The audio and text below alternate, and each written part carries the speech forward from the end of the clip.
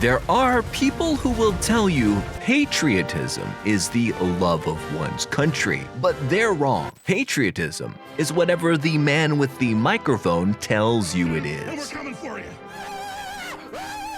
And I'm telling you that it's an unbridled commitment to overwhelming firepower and a certain German hunk from a city named Altdorf. Because today, we're playing Warhammer 3 as a true patriot of the Empire. And what better way to display our unwavering patriotism to Karl Franz than through unrestricted access to the finest firearms in the realm. The rules are simple. We use our God-given Second Amendment rights to forward the agenda of Karl Franz rather than ourselves. Affirmative. And what's Karl Franz's agenda, I hear you ask? The unification of the Empire by any means necessary. First, we begin by selecting Elsif von Draken, who gains a few minor bonuses to using Imperial gunnery units, and then set off to begin to cleanse the land of the foul undead. As we enter our first battle here, I feel it's worth noting something unique about attempting to play with Imperial gunnery units. An army that so heavily favors these types of units is heavily reliant upon proper execution of strategy, because misplacing any of your gunnery units will involve them shooting your own troops or simply failing to shoot at all. And military competency is not one of my strong suits. We'll start off the playthrough using a checkerboard formation of frontline infantry units to hold off the enemy while our background gunnery units fire away. But the goal as we progress through the game is to get an army that has so much upfront firepower that no melee units are necessary at all. Our first battle ends with some concerning technical ineptitude as we proceed south to take Wissenberg for the first proper battle of the campaign. As I carefully lay out my troops, I become increasingly concerned I may lack the IQ points to successfully pull this playthrough off. But I am quickly reminded that the Second Amendment never came with an IQ test. That out of the way, we proceed on down south to take out the city of Pfeiffeldorf, as well as the nearby fortress. And just in time too, because after opening up purely diplomatic relations with Franz, we're immediately declared war upon by Vlad Tepes. You see, this is a good thing because it means that Vlad will be focusing on killing us as opposed to killing Karl Franz. Because if you've ever played this game before, you may be aware that Karl Franz can have just a small amount of difficulty surviving.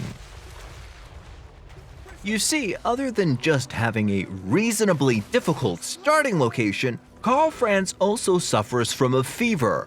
And the only cure for that fever is more Imperial authority. You see, all Empire factions that control territory within said Empire get a stat called Imperial Authority. High Imperial Authority grants some incredible bonuses, while low Imperial Authority is absolutely devastating. As a result, the factions within the Empire tend to stand or fall together, and generally, they fall. So we march off as quickly as humanly possible to confront Vlad.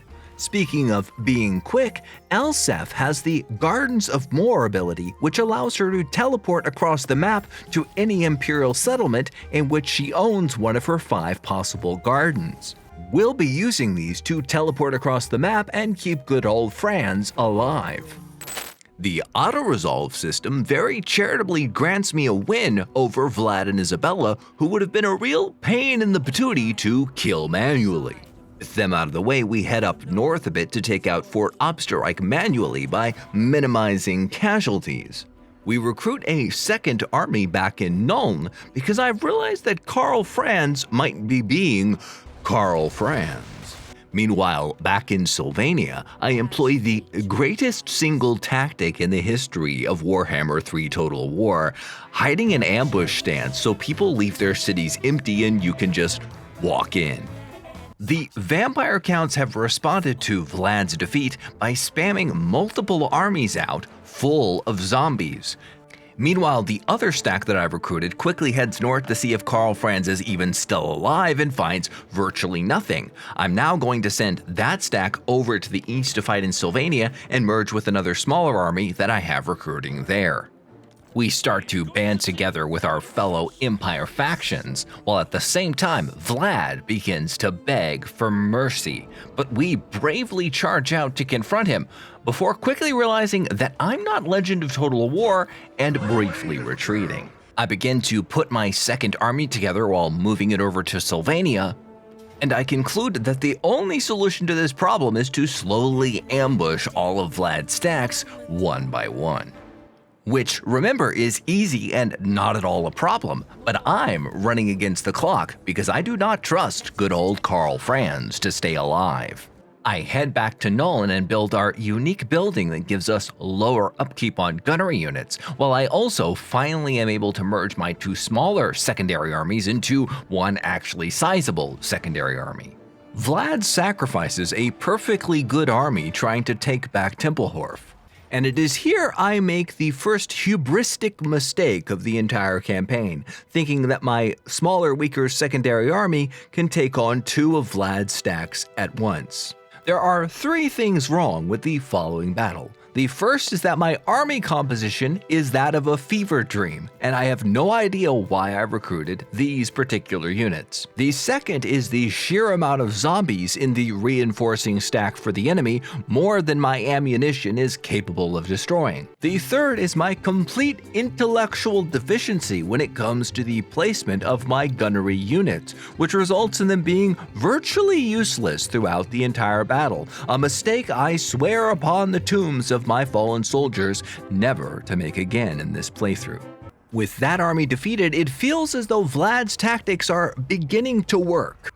After multiple turns and recruiting an entire new second stack, I eventually do manage to corner Vlad for one big final must-win showdown to save the playthrough. While my army composition is still rubbish and my tactics are less than ideal, I still manage to overwhelm Vlad's initial stupid zombie stack and then set up a firing squad that manages to kill the rest of the units as they approach as reinforcements and eventually triumph with army losses.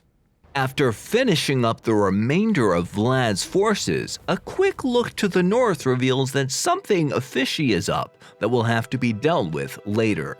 Because I've got to rush across the map as quickly as humanly possible to protect Vlad from the threat of Festus, the Leech Lord. Only to arrive and find that by some divine miracle of Sigmar, Karl Franz has managed not only to survive, but to surround Festus in the Brass Keep. Truly, this run is now blessed by our Lord and Savior, Sigmar. We formed the ultimate girl power duo by making a defensive alliance with Katarina over in Kislev. Then head over to eliminate the remaining ogre presence within the Empire. Because we all know the ogre AI is basically useless, this victory comes at almost no cost. With the ogres and now rats out of the way, I suddenly remember that it's time to upgrade my equipment. You see, Elsev comes with the ability to upgrade almost all of the standard Empire gunnery units. Every battle we fight drops scrap, and we can spend scrap to either upgrade the default gunnery units within the Empire, and eventually we can progress to unlock unique amethyst units that also have their own unique upgrade track. I also remember to equip all of this unique armor that I've gotten for my engineer unit, making him one of the most deadly dudes I have on the battlefield. With the immediate threats to the Empire out of the way, both us and Karl Franz head to the north to eliminate the Chaos threat. We siege the Tower of Kirk and put an end to the cult of pleasure pleasuring anybody. And now the time has come to set things right with a problem that I mentioned earlier in the video. You see, while we were busy fighting the vampires, the dwarves of Karak Kadrin were busy fighting Drycha and taking Imperial land. And you know how Karl Franz feels about people having Imperial land. Sadly though, Karl Franz, due to his own boyish naivete, has made a defensive alliance with Karak Kadrin. though this can easily be fixed by offering him a settlement in exchange for denying that defensive alliance. With that defensive alliance out of the way, it's now time to slaughter some stunties. The dwarves thought they were being super clever by using the underways to sneak around and assault my cities. This turned out to be a massive mistake, and they end up being completely slaughtered, which basically ends the entire war right there. It turns out that dwarves who pride themselves on their artillery are absolutely no match for the counter-artillery and firepower of Nuln's units. With all of the dwarven cities now safely back in Imperial hands, I trade them back their capital for a pretty sum of cash and a peace deal so that we can continue our wars elsewhere to the south. We throw up a new Garden of Moor to the south because we're heading off to the southern border princes area to take on the Greenskins. We fight a series of several massive battles in the region in support of Karl Franz's efforts of conquest. And it's here that I really began to enjoy playing with Imperial gunnery units now that I no longer had to depend upon a super weak, useless frontline. Back up north, I am recruiting a secondary Doomstack with a composition that is so bizarre that, reflecting upon it, I have no idea why I did it. But what is the purpose of said Doomstack, I hear you ask? Well, you may have noticed that our Imperial authority is yet to hit that precious 100 mark, and that is because of something very dire indeed: the French. It turns out that Luan Leoncourt has his garlic-smelling hands on some of our westernmost provinces, stopping us from getting to that sweet 100 Imperial authority. And so, he must pay.